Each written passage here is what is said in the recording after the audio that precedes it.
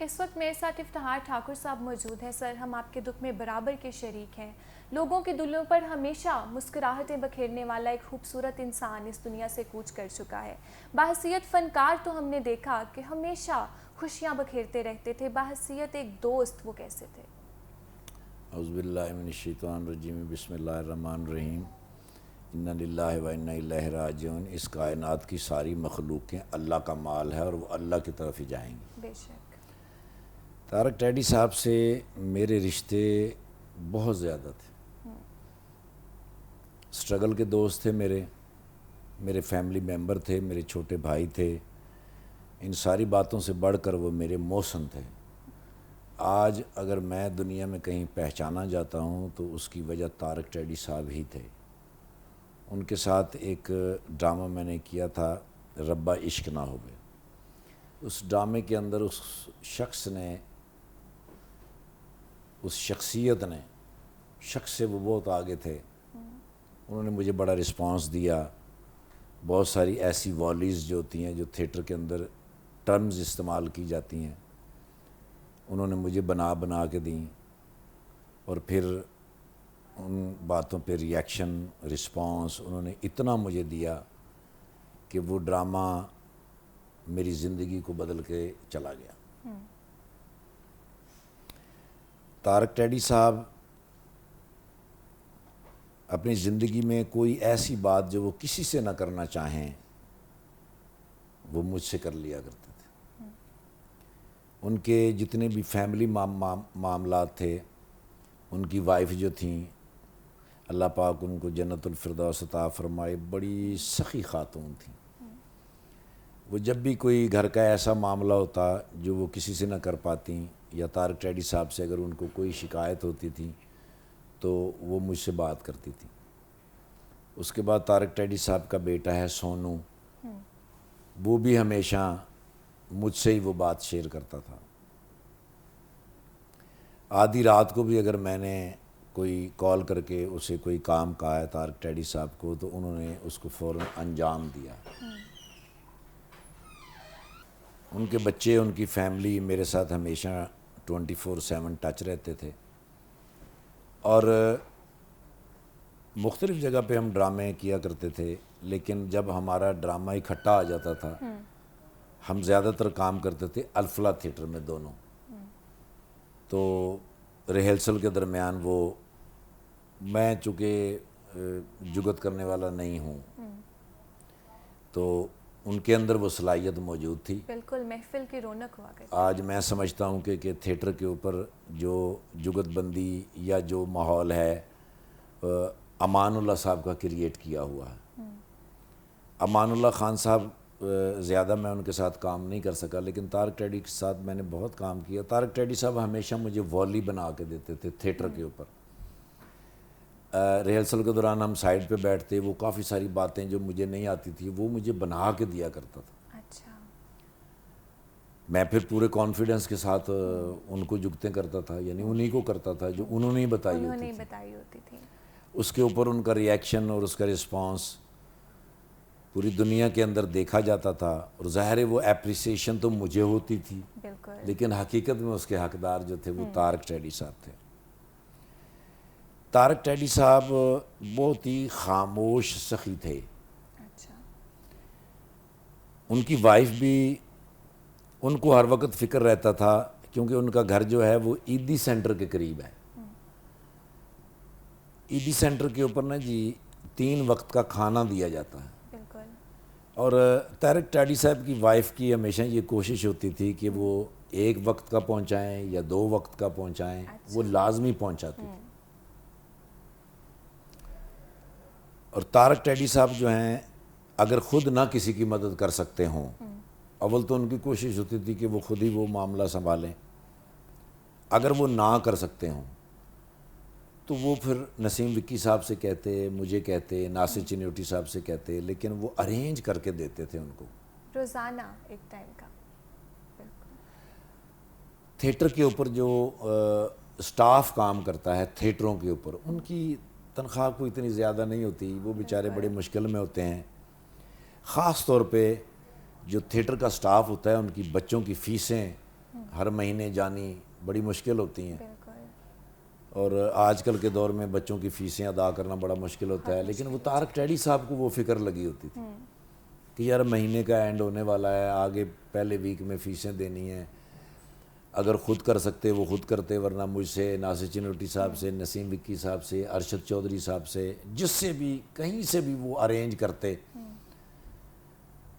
تو وہ ان بچوں کے لیے فیسیں ارینج کرتے، ان کی وردیاں ارینج کرتے، ان کے لیے بکس ارینج کرتے۔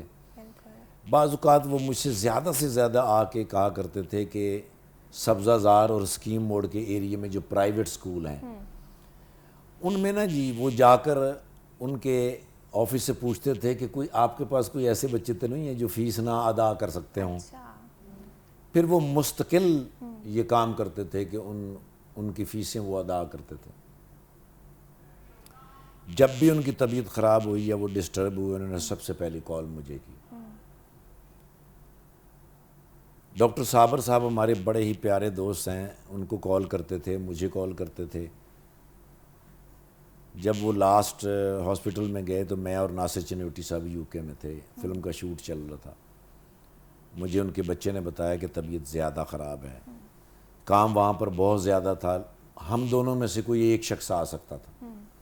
پھر میں نے ناصر چنوٹی صاحب سے ریکویسٹ کی کہ میری جو شوٹ ہے نا وہ آپ ڈے نائٹ کروائیں۔ اچھا تقریباً آخری 4 دن میں نہیں سویا، میں نے 24/7 شوٹ کی اور میں فوراً واپس آیا۔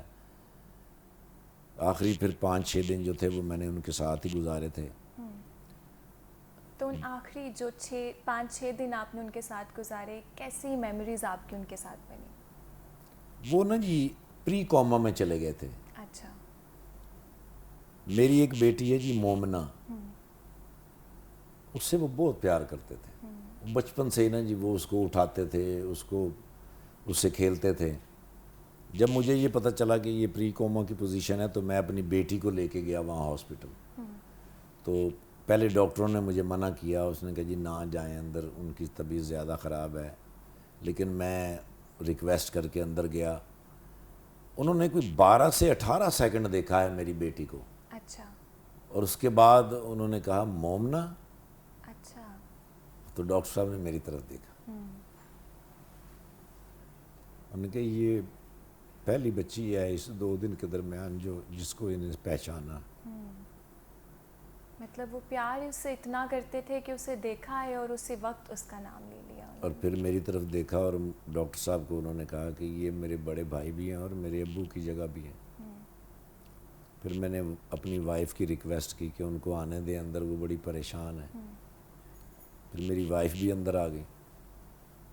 پھر ڈاکٹر صاحب کو انہوں نے کہا کہ یہ میری ماں ہے، یہ مجھ سے بہت پیار کرتی ہے۔ اس کے بعد دوسرے دن ڈاکٹروں نے مجھے فون کر کے کہا کہ بڑی امید ہے، وہ ریکور کر رہے ہیں۔ اچھا فائنانشلی جو صورتحال تھی وہ میں انتہائی مشکور ہوں پرویز الہی صاحب کا، انہوں نے 1 گھنٹے کے نوٹس پہ اچھا ہمیں فائنانشلی پورا مضبوط کر دیا تھا۔ انہوں نے کہا تھا بالکل آپ ٹینشن نہ لے، 1 کروڑ روپے بھی اگر مجھے اس کے لیے کرنا پڑا تو میں کر دوں گا۔ وہ سب کچھ جو تھا اس کے لیے 38 یا 50 لاکھ کے درمیان پیسے چاہیے تھے۔ انہوں نے فوراً 5 لاکھ روپے کا چیک دیا اور ڈاکٹر کے ڈین سے کہا کہ یہ اسپیشل ہیں، ان کو پرائیویٹ روم دینا ہے اور ان کے پروٹوکول کا بہت خیال رکھنا ہے۔ باقاعدہ پرویز الہی صاحب نے 2 آفیسر جو تھے ان کو ڈیوٹی یہ دی تھی کہ بھئی طارق ٹیڈی صاحب کا بہت خیال رکھنا ہے۔ ڈونر کا ارینج بھی ہو گیا تھا، ان کے بیٹے سونو نے بھی اپنا ٹیسٹ کروا لیا تھا، روبی انم صاحب کے ہسبینڈ نے بھی اپنا کیا تھا، لیکن ہمارے پاس ایک خاموش ڈونر بھی تھا جس نے ریکویسٹ کی تھی کہ میرے بارے میں بات نہ کیجیے گا۔ اچھا تو وہ ان کا کوئی چاہنے والا، ان کا کوئی فین یا ان کا کوئی رشتہ دار تھا؟ نہیں، اچھا وہ ان کا فین تھا، لیکن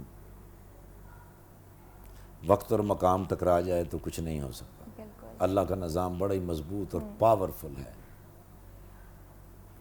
مجھے تو کبھی بھی پوری زندگی میں نہیں لگے گا کہ طارق ٹیڈی صاحب ہم میں موجود نہیں ہیں، بالکل کیونکہ ان کا بیٹا سونو جو ہے وہ ہمارے پاس ہے، وہ ہمارے لیے طارق ٹیڈی صاحب ہی. ہم جو بھی ہو سکتا ہوگا ہم سے، ہم زندگی بھر اس کے ساتھ رہیں گے. ان کے جو پھپھو ہیں، وہ ان کے ماموں ہیں، وہ اس کا بڑا خیال رکھتے ہیں. بالکل. ان کے جو طارق ٹیڈی صاحب کے بھائی ہیں وہ ان کا بڑا خیال رکھتے ہیں. وہ ہمارا بچہ ہے. میں نے وہاں بھی کہا تھا، اور آج آپ کے پروگرام کے ذریعے بھی میں پوری دنیا کے لوگوں سے یہ کہنا چاہوں گا کہ طارق ٹیڈی صاحب سے اگر کسی کا کوئی لین دین ہو، وہ 1 روپے سے لے کر 100 کروڑ روپے تک بھی ہو، تو میں اس کا ذمہ دار ہوں. وہ مجھ سے آ کے کہیں، میں پیش کر دوں گا ان کی. بالکل. اور آپ کے ساتھ ساتھ ان کے لاکھوں چاہنے والے بھی ایسے ہیں جن کو ابھی تک یقین ہی نہیں آ رہا، کیونکہ آپ نے بھی بتایا کہ ساری تیاری مکمل ہو چکی تھی آپریشن کی، لیکن پھر بھی کچھ ایسے اللہ تعالیٰ کے حکم ہوتا ہے جس پہ ہم دخل اندازی نہیں کر سکتے. ہاں، بس اللہ کا مال اللہ کی طرف جائے گا. بالکل. مجھے واٹس ایپ کے اوپر پوری دنیا سے میسج آئے، لوگوں نے بڑے دکھ کا اظہار کیا. لوگ اس سے بہت پیار کرتے تھے. بالکل، وہ کوئی تھا ہی شک نہیں بڑا اس بات پیارا. میں. جی. ایک تو انسانی لحاظ سے بندہ پیارا ہوتا ہے نا جی، وہ ویسے ہی گورا چٹا سا چھوٹا سا، ویسے ہی اس سے دنیا بڑا پیار کرتی تھی. اگر وہ فنکار نہ بھی ہوتا تو دنیا اس سے پیار کرتی. اگر دنیا اس کو نہ جانتی، محلے دار اس کے جاننے والے، اسے وہ تھا ہی اتنا پیارا. بالکل. اور جس طرح سے آپ نے بتایا کہ ہر ایک کا خیال رکھنے والے تھے، سیٹ پہ اگر لوگ ہیں، اسکولز میں جا کے پوچھتے تھے، تو ایسے انسان کو تو کبھی کوئی بھول ہی نہیں سکتا. جب آپ کو یہ خبر ملی اس ٹائم پہ کہاں پر تھے آپ؟ ان کے ساتھ ہی موجود تھے؟ میں ایک فلم کا شوٹ کر رہا تھا جی، رات کو 2 بجے جب مجھے ان کی کال آئی ہے. اچھا. تو ان کے بیٹے نے بھی مجھ سے بات کی، انہوں نے بھی بات کی. صبح 8 بجے مجھے ان کے بیٹے کی کال آئی تھی. بس اس کے بعد پھر ہم نے فوراً ارینج کیا ان کو دفنانے کا، بیکاز بلیڈنگ ہو رہی تھی. ان کو رکھنا مشکل تھا. میں انتہائی مشکور ہوں عیدی ویلفیئر والوں کا، اور ہاسپٹل کے اندر جتنا سٹاف تھا انہوں نے بڑی محبت سے، بڑے خلوص کے ساتھ، بڑی لائلٹی کے ساتھ ان کا خیال رکھا. عیدی ویلفیئر والوں نے بڑا محفوظ ان کو دفنایا ہے. بالکل سر. اللہ تعالیٰ آپ کو صبر دیں، اللہ تعالیٰ ان کے تمام، ان کے گھر والوں کو، ان کے تمام چاہنے والوں کو صبر دیں. اسی کے ساتھ ساتھ مجھے دیجیے اجازت. اللہ حافظ.